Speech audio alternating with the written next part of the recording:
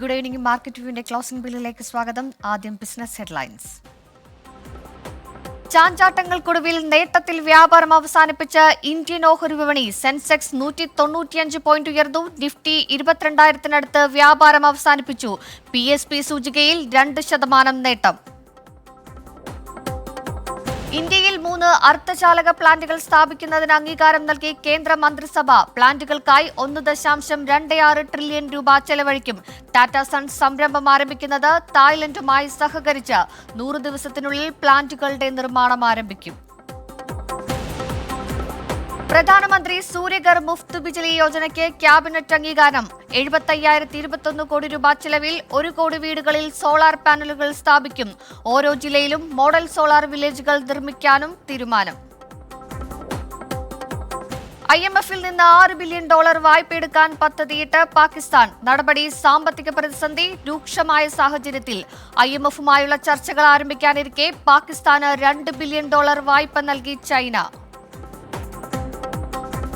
UPI ഉപയോഗത്തിനായി euro ബാങ്കുമായുള്ള ധാരണാപത്രത്തിൽ ഒപ്പുവെച്ച് NPCI. കരാറിലൂടെ ഗ്രീസിൽ നിന്ന് ഇന്ത്യയിലേക്കുള്ള പണമയക്കൽ കാര്യക്ഷമമാക്കും. പ്രഖ്യാപനം ഗ്രീക്ക് പ്രധാനമന്ത്രിയുടെ ഇന്ത്യൻ സന്ദർശനത്തിനു പിന്നാലെ.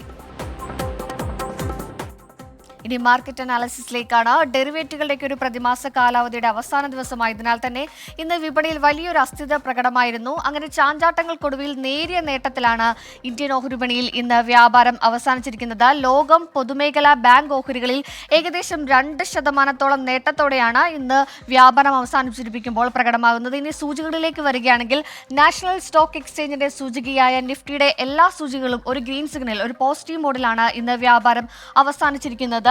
നിഫ്റ്റി 50-ൽ 31 പോയിന്റ് നേട്ടത്തിൽ 21,982 പോയിന്റിലാണ് ഇന്ന് വ്യാപാരം അവസാനിച്ചിരിക്കുന്നത്. പബ്ലിക് സെക്ടർ ബാങ്കുകളുടെയൊക്കെ ഒരു വലിയൊരു പിന്തുണ ഇന്ന് ഇന്ത്യൻ ഓഹരി വിപണിയുടെ ഈ നേട്ടത്തിനുണ്ടെന്ന് തന്നെ പറയാം. 157 പോയിന്റ് നേട്ടത്തിൽ 46,120-ലാണ് ഇന്ന് നിഫ്റ്റി ബാങ്കിൽ വ്യാപാരം അവസാനിച്ചിരിക്കുന്നത്.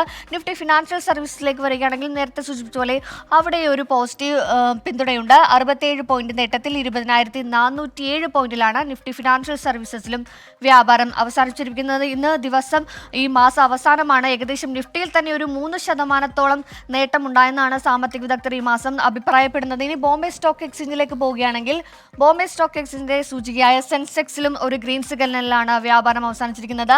195 പോയിന്റ് നേട്ടത്തിൽ 72,500 പോയിന്റിലാണ് സെൻസെക്സിലും ഇന്ന് വ്യാപാരം അവസാനിച്ചിരിക്കുന്നത്. ഇനി മാർക്കറ്റ് വ്യൂവിൽ ഒരു അതിഥിയാണ്.